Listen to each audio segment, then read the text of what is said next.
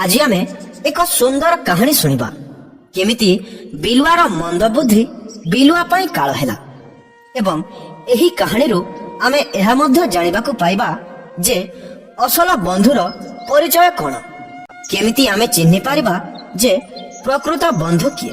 थरे गोटिए जंगल रे तीनोटी बंधु रहुथिले हरिण काऊ और मूषा। एमानंक घनिष्ठ बंधुता देखि सेठारे रहुथिबा बिलुआ आदौ सही पारे नाही। से सबु बेले भाबुताए केमिति हरिण मांस खाइबो किंतु जेते चेष्टा कले मध्य ताहा संभव नथिला।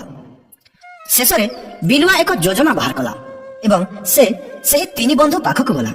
सेमानंक पाखकु जाई कहिला मते भी सांग कर एते बड़ जंगल रे मोर गोटिए भी सांग नाही। एहा सुनी तीनोटी बंधु कहिले आमे तुमको सांग करिबु नाही कारण तुमे भल नुहे सेति पाई तो तुमरो केही भी सांग नाहंती। किंतु बिलुआ सेमानंको आगरे नेहुरा हैला। एसबु देखि सेमानंको बिलुआ उपरे दया आसीगला एवं सेमाने बिलुआ को सांग करिबा पई राजी होई गले। अनेक दिन धरि सेमाने खुशी रे रहिले। बिलुआ किंतु मने मने सुजोग खोजुथाय जे केमिति से हरिण मांस खाइबो।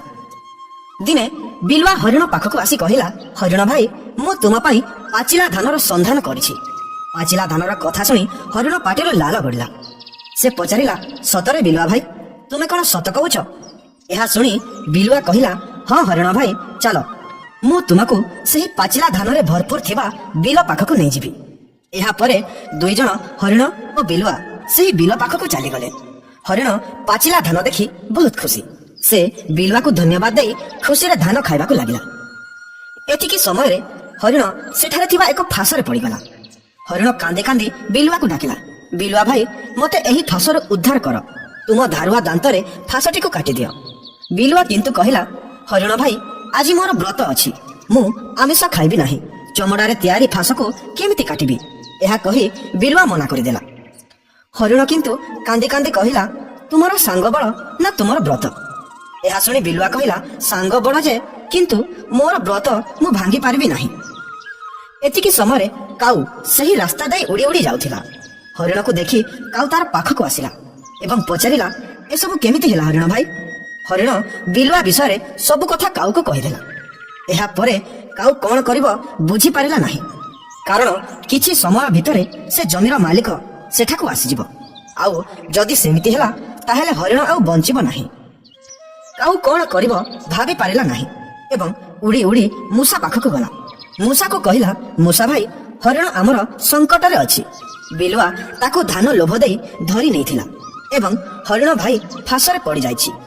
एहा सुनी मूषा व्यस्त होई पड़िला। तापरे काऊ कहिला मूषा भाई मु तुमको मो थंटरे धरी उड़ी जिबी तुमे डरिबो नाही सेठारे पहुंची शीघ्र शीघ्र तुमे फास को काटी देबो। एतिकी कहि काऊ मूषा को थंटरे धरी उड़ी गला। जेतेबेले काऊ और मूषा बिल को पहुंचिले देखिले जे जमीर मालिक और तार स्त्री सेठाको आसुथिले। एहा देखि काऊ और मूषा डरी गले। काऊ मूषा को कहिला मूषा भाई तुमे धान भितरे लुचि जाओ मु जेतेबेले का का करिबी तुमे शीघ्र जाई फास को काटी देबो। एहा परे काऊ हरिण पाखको उड़ी गला आउ कहिला हरिण भाई जमीर मालिक आसी सारिछि तुमे मला परे पड़ी रह मु तुम आखि को मिछि मिछिका खंपुथिबी। हरिण पाखरे आउ अन्य रास्ता नथिला। से काऊ कथारे राजी होई गला ओ मला परे पड़ी रहिला। किछि समय परे मालिक और तार स्त्री आसी देखिले जे हरिण फासरे पड़िछि। सेमाने कहिले ठीक है हरिण को सबुदिन आमर धान खाउथिला आज आमे एहार मांस खाइबा। तापरे तार स्त्री कहिला हरिणटी मरी जाइछि चलो आमे सेपट फास को जाई देखिबा। दुई स्वामी स्त्री सेठारु जिबाकु लागेले। एहा देखि काऊ का का राब कला। काऊर राब सुनी मूषा शीघ्र शीघ्र आसी फास को काटी देला। बिलुआ एसबु देखुथाय। फास छिंदिला परे हरिण दौड़ी पलेला ओ काऊ मध्य मूषा को थंटरे धरी सेठारे उड़ी गला। एसबु देखि बिलुआ मध्य पछे पछे दौड़ु थाए। मालिक मध्य पछे पछे गोड़ेला। शेषरे मालिक धरिथिबा ठेंगा को जोर करी मारिला। ठेंगाटी जाई पछरे थिबा बिलुआ को बाजिला ओ बिलुआ सेठारे मरिगला। तो बंधुगण सेति पाई कहंते अन्यर अनिष्ट चिंता कले निजर ही क्षति हुए। बिलुआ हरिण को मारिबा पाई योजना कला सेति पाई शेषरे बिलुआर प्राण गला।